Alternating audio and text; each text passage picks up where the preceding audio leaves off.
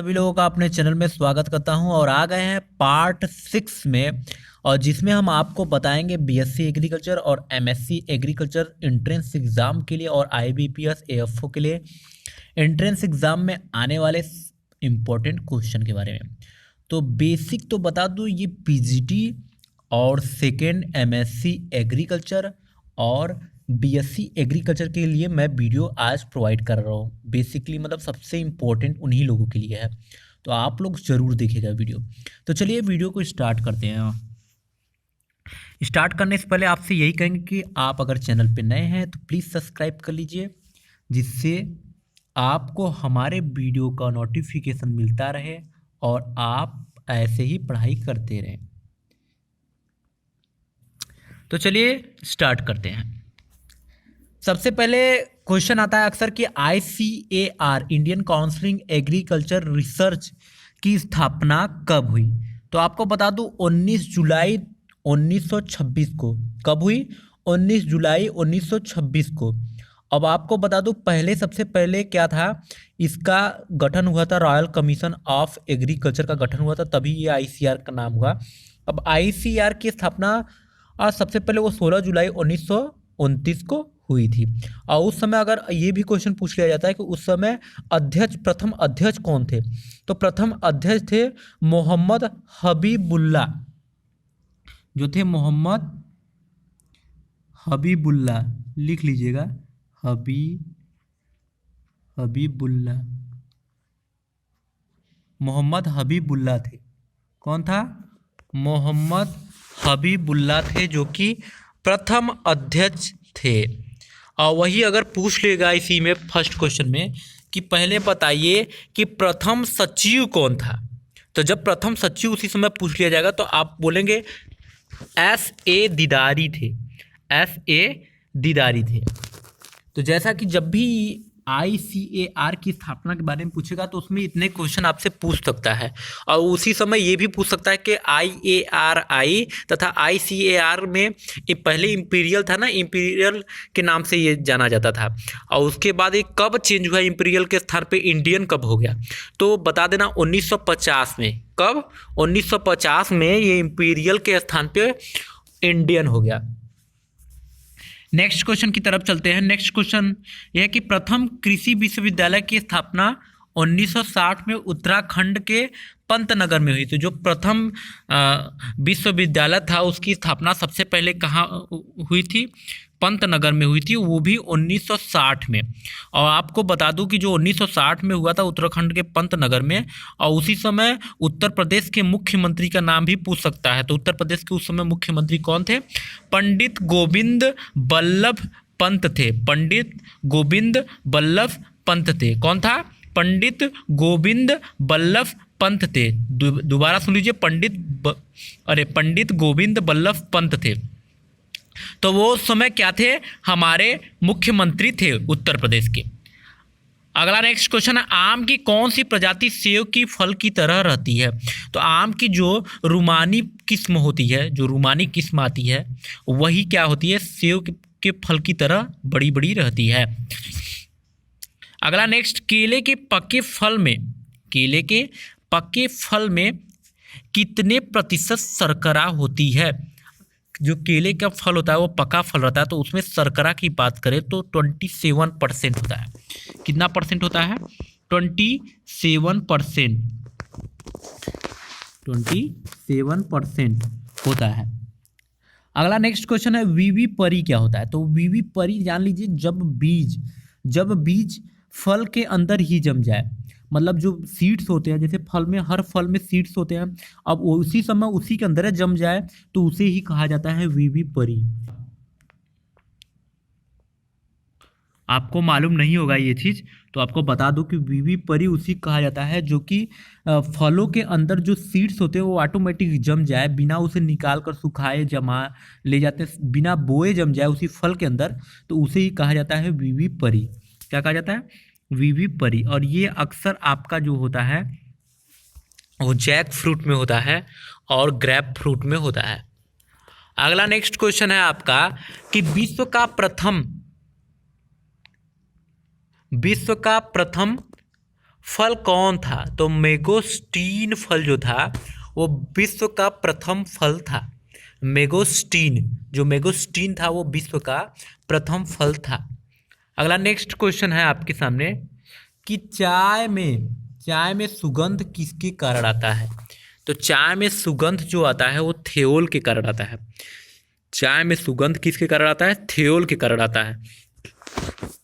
वही पूछ लेता है चाय में कड़ुआहट किसके कारण आता है?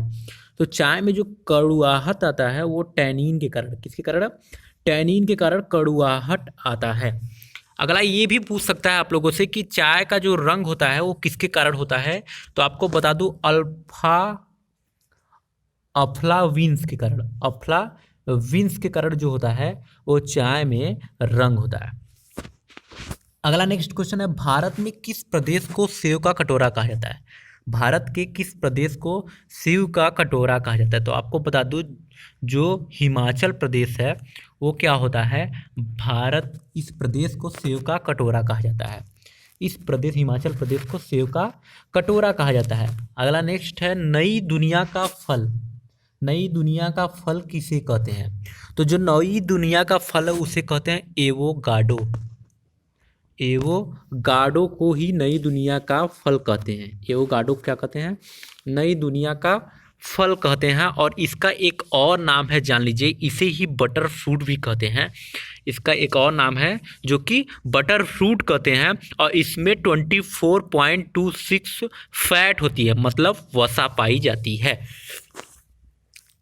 अगला नेक्स्ट पे चलते हैं। आम को और किस नाम से जाना जाता है?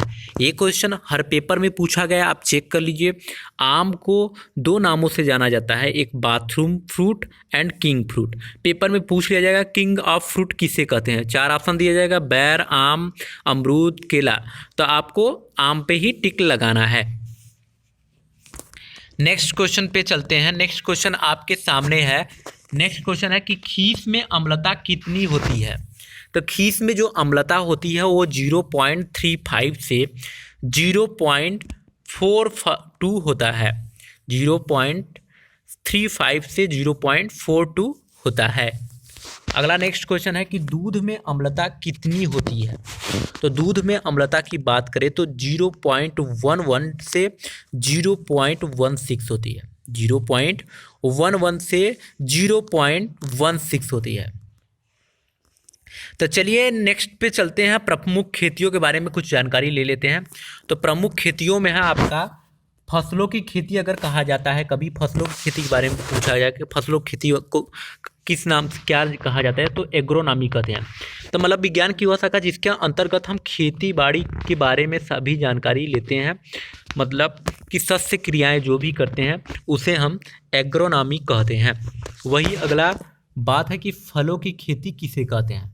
तो फलों की खेती को कहा जाता है पोमोलॉजी, मतलब विज्ञान की वह शाखा जिसके अंतर्गत हम फलों की खेती के बारे में पूरी जानकारी लेते हैं और फल की खेती कैसे होती है और उनकी पूरी कार्यविधि की जानकारी प्राप्त करते हैं, उसे ही कहा जाता है पोमोलॉजी। अगला नेक्स्ट है सब्जियों की खेती। तो सब्जियों की खेती विज्ञान की वह शाखा जिसके अंतर्गत हम सब्जियों के खेती के बारे में, उससे होने वाले रोग, सभी चीज़ों के बारे में जानकारी लेते हैं जो कि सब्जियों से रिलेटेड रहता है, उसे ही ओलरीकल्चर कहते हैं। अगला नेक्स्ट है उद्यान विज्ञान। विज्ञान की वह शाखा जिसके अंतर्गत हम विभिन्न प्रकार की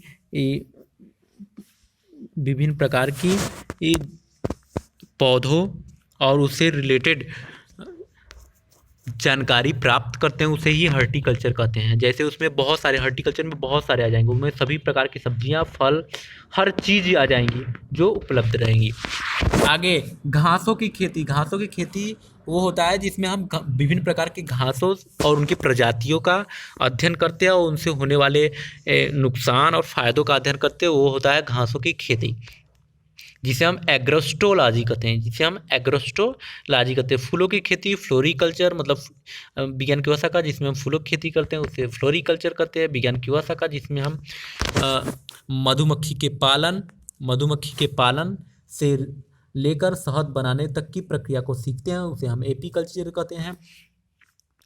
अगला विज्ञान की वह शाखा जिसके अंतर्गत हम मछली की खेती करते हैं, मतलब मछली को पालन करते हैं, पालन करने के बाद उसे फिर सारी चीज़ प्रक्रिया जो जो भी होती है वो सारी क्रिया करते हैं। मछली की खेती आप सभी लोग जानते हैं कि पालन किया जाता है, पानी में रखा जाता है, फिर उसके बाद उसे बेचकर मुनाफा प्राप्त कर सकते हैं, तो उसे ही कहा जाता है पीसी कल्चर। क्या कहा जाता है?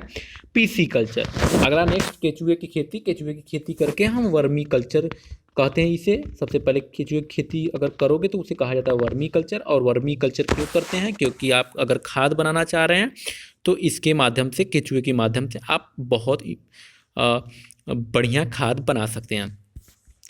अगला नेक्स्ट है लाख की खेती। लाख की खेती लैक कल्चर कहलाता है। इसमें हम लाख की खेती करते हैं, जिससे हम मोम की प्राप्ति भी करते हैं और अच्छी क्वालिटी की इंक भी प्राप्त कर लेते हैं। जैसे पालिश आप देखते होंगे, पालिश जो भी जूते में किया जाता है इसी के माध्यम से होती है, यही रहता है उसमें मिला।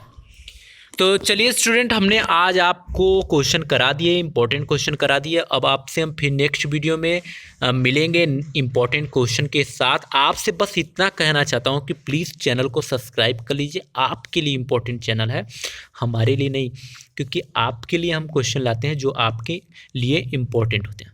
तो प्लीज़ सब्सक्राइब करिए। Subscribe now and press the bell icon. Never miss an